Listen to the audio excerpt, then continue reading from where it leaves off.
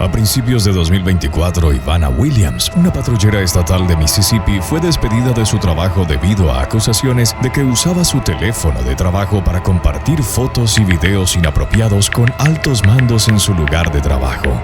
La mujer de 36 años también fue acusada de visitar sitios web para adultos con su teléfono laboral y de compartir un video explícito de ella y otra mujer sin el consentimiento de esta última. Williams apeló su despido, alegando que el Departamento de Seguridad Pública del Estado la despidió en represalia por presentar una queja contra la agencia el mes anterior.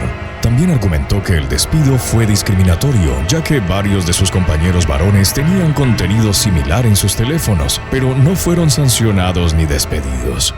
En su apelación, Williams negó haber compartido un video íntimo de ella y otra mujer con más de una persona.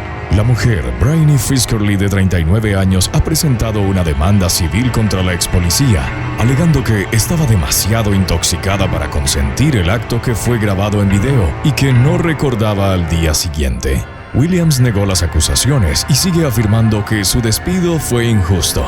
Ahora está en proceso de contrademandar a Fiskerly y al Departamento de Seguridad Pública por daños a su reputación y relaciones comerciales. Número 17. Anna Vollinger. Durante un periodo de 4 años y medio, comenzando en enero de 2015, una cuidadora de Florida llamada Anna Vollinger supuestamente robó más de $1 millón de una clienta en sus 90 años llamada Peggy Norton. Según los investigadores, Vollinger escribió al menos 147 cheques fraudulentos que sumaban más de $500,000 durante ese tiempo. También fue acusada de transferir $650,000 de un fideicomiso perteneciente a Norton a una cuenta bancaria a nombre de su hija. Y podría haber salido impune de su robo si no hubiera continuado realizando transacciones sospechosas después de la muerte de Norton en 2019. Un día después del fallecimiento de la anciana, Vollinger depositó un cheque de $90,000 en la cuenta bancaria de su hija. Un abogado del patrimonio de Norton notó que todas las firmas en los cheques anteriores escritos por Vollinger eran consistentes, pero esta era diferente, lo que llevó al abogado a sospechar que Vollinger estaba usando cheques prefirmados por Norton hasta que la anciana ya no estaba disponible para firmarlos. Vollinger fue arrestada por el robo a principios de 2020. Los registros muestran que está cumpliendo una sentencia de prisión de 3 años por explotación a una persona anciana o adulto discapacitado de $50,000 o más, con una fecha de liberación anticipada en 2026. Número 16. Caitlin Howard. En 2021, la policía novata de 21 años, Caitlin Howard, fue suspendida de la fuerza policial en West Yorkshire, Inglaterra, debido a sus presuntas conexiones con el tráfico de drogas y su aventura con un oficial casado, quien también fue suspendido tras el descubrimiento. Una unidad de investigación anticorrupción descubrió la relación ilícita después de comenzar a investigar los presuntos vínculos de Howard con un capo de la droga que actualmente cumple una condena en prisión por vender heroína. A principios de 2024, Howard fue acusada de mala conducta en el ejercicio de un cargo público. A través de su abogado, anunció su intención de declararse no culpable durante su acusación y fue liberada bajo palabra mientras se resuelve el caso. Un mes después de su arresto, Howard decidió no presentar una declaración y tratar de que se desestimara el caso. Si el tribunal rechaza la solicitud de desestimar los cargos en la próxima audiencia de Howard en septiembre de 2024, el caso irá a juicio en febrero de 2025. Número 15. Take It Purna. En 2016, el piloto de CityLink, Take It Purna, de 32 años, estaba programado para volar un avión comercial con 154 pasajeros cuando se le vio tambaleándose en la cabina y dejando caer repetidamente sus pertenencias al suelo. Los pasajeros también notaron que Purna tenía el habla arrastrada, lo que generó una gran preocupación por su seguridad. Algunos incluso abandonaron el avión y se negaron a volar mientras Purna estuviera al mando.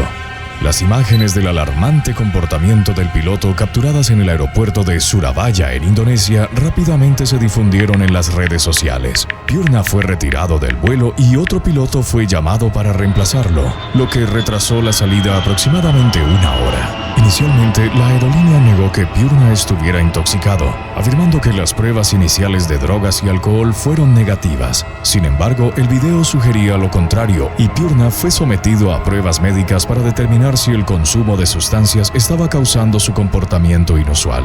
Una prueba de drogas reveló que no estaba bajo la influencia de narcóticos y que podría sufrir una reacción anormal al estrés conocida como trastorno de adaptación. Basado en los resultados del examen médico, Piurna fue declarado no apto para trabajar como piloto y su licencia fue revocada.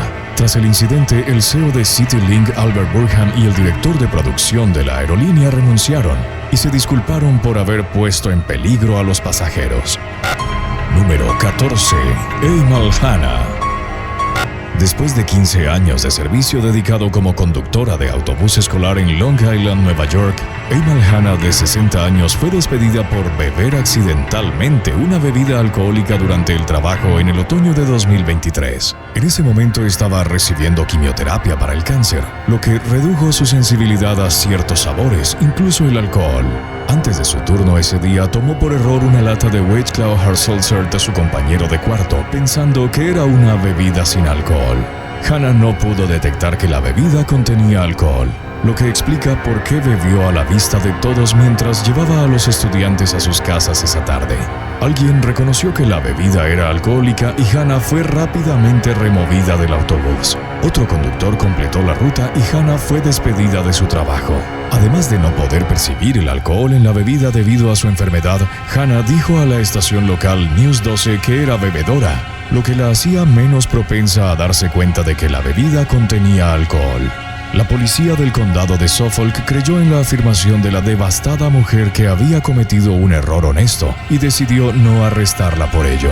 Sin embargo, Hanna no recuperó su trabajo, lo que le generó preocupación sobre cómo llegar a fin de mes, especialmente mientras recibía tratamiento contra el cáncer. A pesar de haber sido exonerada de cualquier delito por las autoridades y de recibir simpatía de algunos padres de estudiantes, el distrito escolar mantuvo firme su decisión de no readmitirla. Una campaña de crowdfunding para ayudar a Hanna a cubrir sus gastos recaudó más de $59,000 en donaciones, y no está claro qué ha sido de ella desde entonces. Número 13. Sarah Despain. En septiembre de 2017, una profesora casada de 38 años llamada Sarah Despain fue arrestada bajo sospecha de tener una relación inapropiada con un estudiante al que enseñaba en Kerrville, Texas. Las autoridades se enteraron de la situación cuando otro estudiante mostró una foto comprometedora de la profesora a un administrador escolar, lo que provocó una investigación sobre su presunta mala conducta. Cuando se enfrentó a las acusaciones, Despain supuestamente admitió que frecuentemente interactuaba con el estudiante en Snapchat y que su relación era inapropiada. También confesó haber tenido un encuentro físico con el estudiante detrás de un restaurante. Despain fue acusada de un cargo de relación inapropiada entre un educador y un estudiante. Se declaró no culpable y fue liberada tras pagar una fianza de $35,000. No ha habido actualizaciones, dejando el desenlace del caso a la incertidumbre. Número 12. Steve Sandvik.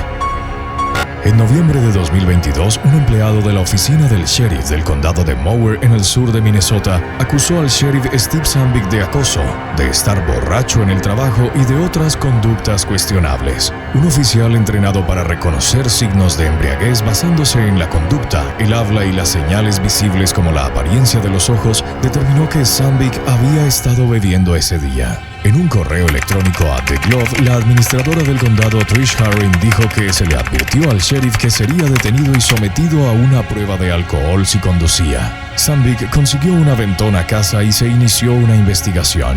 Semanas después, Sandvik tomó una licencia, negó haber estado borracho en el trabajo y afirmó que se estaba tomando un tiempo libre por razones médicas. Los investigadores supieron por los empleados que Sandvik estaba de buen humor ese día, pero que no se comportaba como él mismo.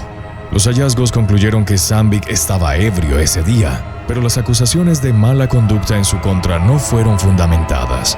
Según el informe, la condición del sheriff fue desencadenada por un trastorno de estrés postraumático, aunque la mayoría de los detalles del caso fueron retenidos del público.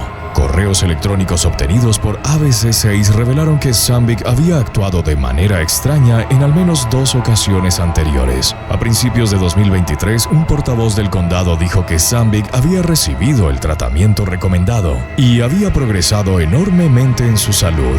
Desde entonces ha vuelto a trabajar a tiempo completo. Número 11. Paula Valentina Rincón Delgado. En diciembre de 2022, al responder a una llamada sobre un accidente en un autolavado en Boca Ratón, Florida, los agentes del condado de Palm Beach encontraron a Paula Valentina Rincón Delgado, una empleada de 20 años, sentada junto a un Toyota Highlander dañado. En el lugar también estaba el gerente del negocio y el propietario del Toyota. Delgado explicó que había terminado su turno de trabajo ese día alrededor de las 6 de la tarde. Fue a casa y regresó al autolavado 3 horas después con algunos amigos. La joven tomó el Toyota sin permiso del dueño y lo estrelló mientras conducía a una gasolinera para comprar cigarrillos. Un agente notó que Delgado se tambaleaba y observó varios otros signos de embriaguez, incluyendo habla arrastrada, ojos vidriosos y enrojecidos y olor a alcohol. Después de recibir una llamada angustiada de Delgado, el gerente del autolavado la encontró sentada en el vehículo dañado cerca de la escena del accidente. Condujo el vehículo de regreso al autolavado y llamó al dueño del Highlander, quien había dejado el vehículo para ser reparado, y le informó que el SUV había sufrido un accidente. El propietario del Toyota aclaró a la policía que Delgado no tenía permiso para tomar el vehículo. Tras fallar en una prueba de sobriedad y negarse a realizar una prueba de alcoholemia, Delgado fue acusada de hurto mayor de auto, manejar bajo el efecto de sustancias, abandonar la escena de un accidente y conducir sin licencia válida. Número 10. Repartidor racista de DoorDash. Cristina Derrica estaba esperando un pedido de comida de DoorDash en su casa en Nashville en junio de 2024 cuando el repartidor se acercó a su residencia. Dejó comida en la puerta, dijo «Aquí está tu comida» y lanzó un insulto racial. Listado en la aplicación bajo el nombre de Tavi, el hombre repitió el insulto y luego se fue. La cámara del timbre de Derrica capturó la escena y ella publicó el video en TikTok pidiendo que Tavi fuera despedido. Afortunadamente, DoorDash actuó diligentemente, algo que no siempre hace, y despidió al conductor tras una investigación sobre su comportamiento. La mayoría de las personas que vieron el video viral respondieron con sorpresa e indignación, pero Derrica recibió críticas de algunos comentaristas en redes sociales, incluyendo al menos una persona que pidió más contexto y expresó sus sospechas de que ella no había dado propina. En respuesta, Derrica dijo que había dado una propina de $8 por adelantado en un pedido de 28 y ni siquiera pudo disfrutar su comida porque la tiró por miedo a que hubiera sido manipulada. Ahora que Tavi no trabaja para DoorDash, Derrica está preocupada de que él empiece a trabajar para otras aplicaciones o que continúe repartiendo para DoorDash con un perfil diferente.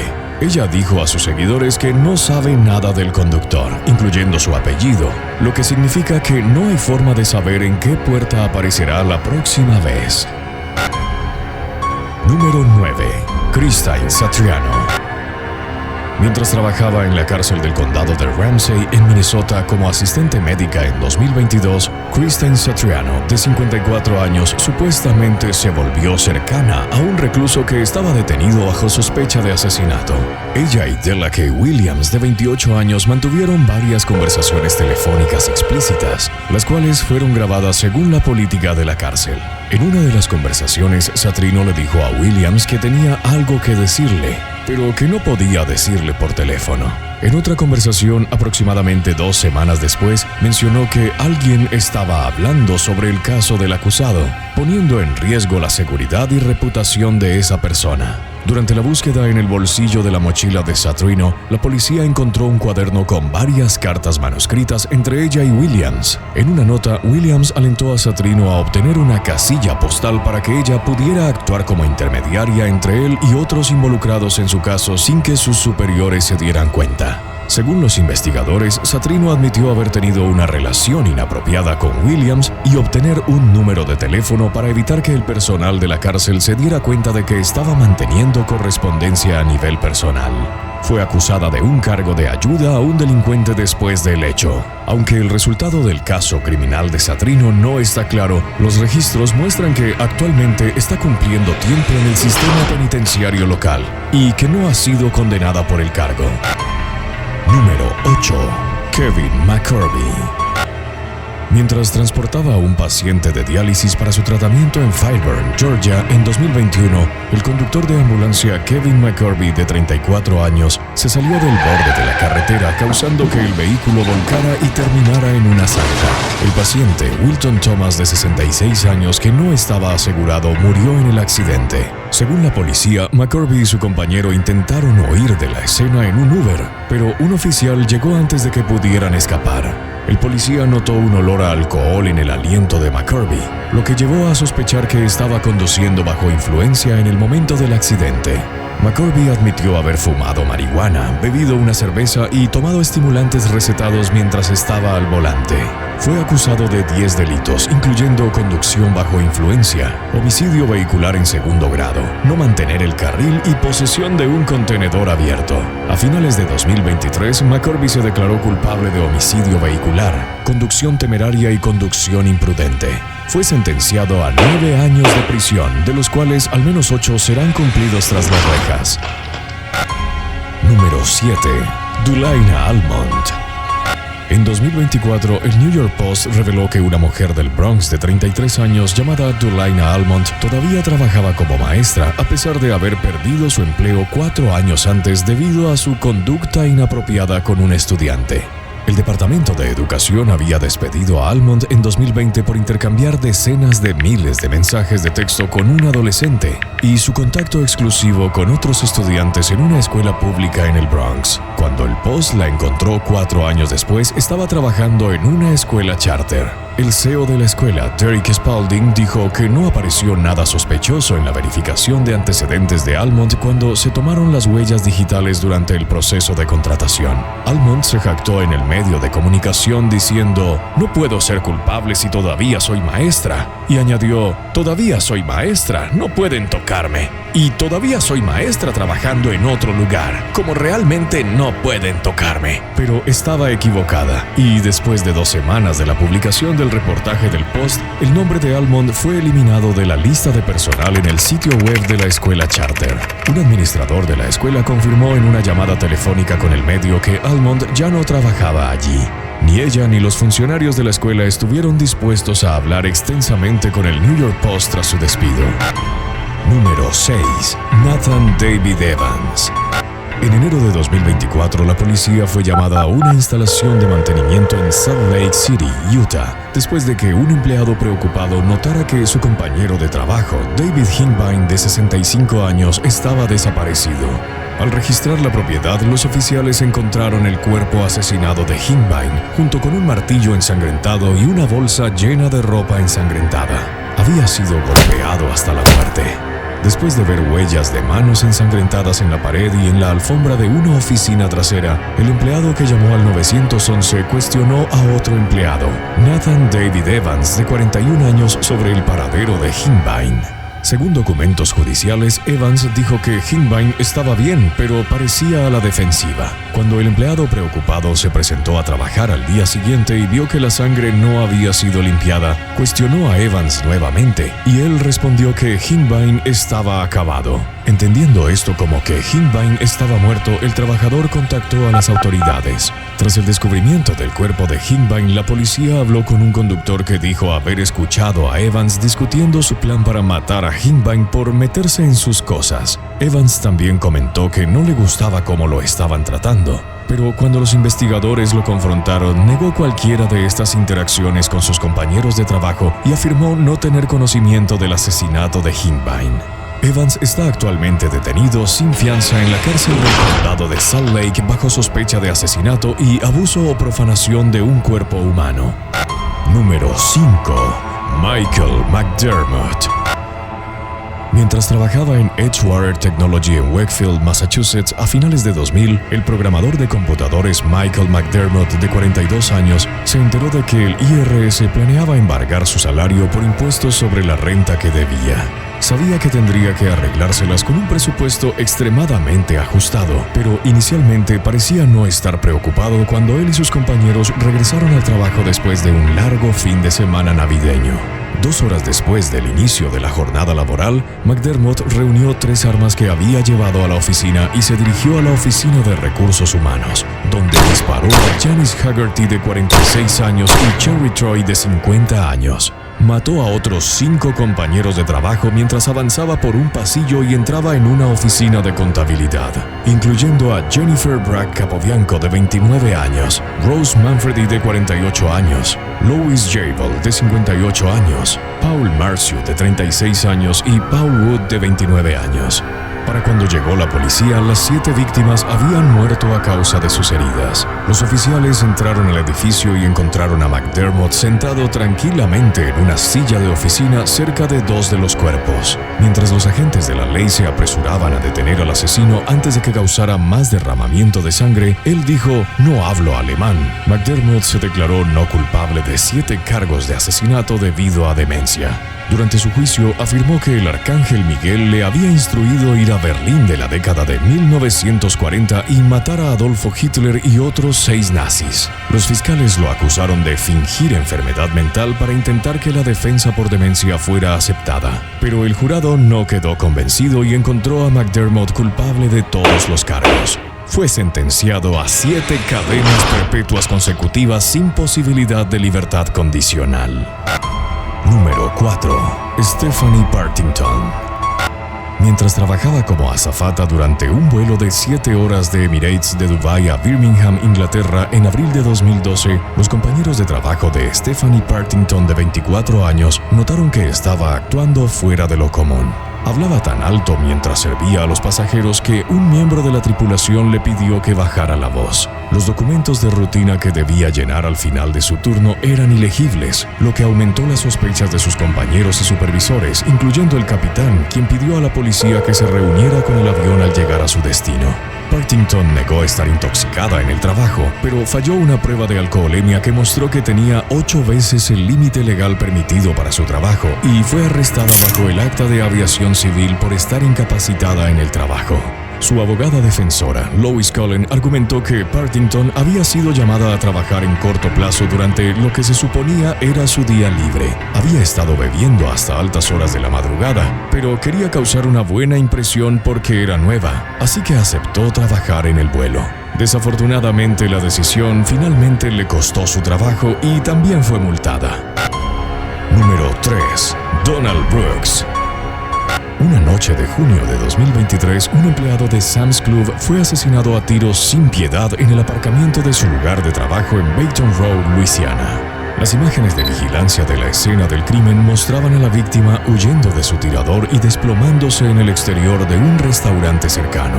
Afortunadamente, la víctima sobrevivió a sus heridas. Solo había 2 personas en el aparcamiento en el momento del tiroteo: la víctima y el sospechoso, identificado este último como el compañero de trabajo de la víctima, Donald Brooks, de 20 años. Según la policía, Brooks se agazapó detrás de un coche y esperó la oportunidad perfecta para abrir fuego sin previo aviso, mientras la víctima caminaba hacia el vehículo. Cuando llegó la policía, Brooks había huido. Para sorpresa de las fuerzas del orden, a la mañana siguiente se presentó en el trabajo como si fuera cualquier otro día, lo que hizo que la tarea de localizarlo resultara más fácil de lo que los investigadores esperaban. Brooks se enfrenta a un cargo de intento de asesinato en 2º grado y a otro relacionado con un arma. Las autoridades aún no han revelado el presunto móvil del crimen y el caso parece estar en curso. Número 2. Heather Heyer. Mientras la pandemia de COVID-19 se apoderaba del mundo en 2020, Heather Heyer, profesora de economía doméstica de 33 años, se hizo viral gracias a sus alumnos, que le dijeron adiós en Good Morning America cuando las clases pasaron de ser presenciales a impartirse a distancia.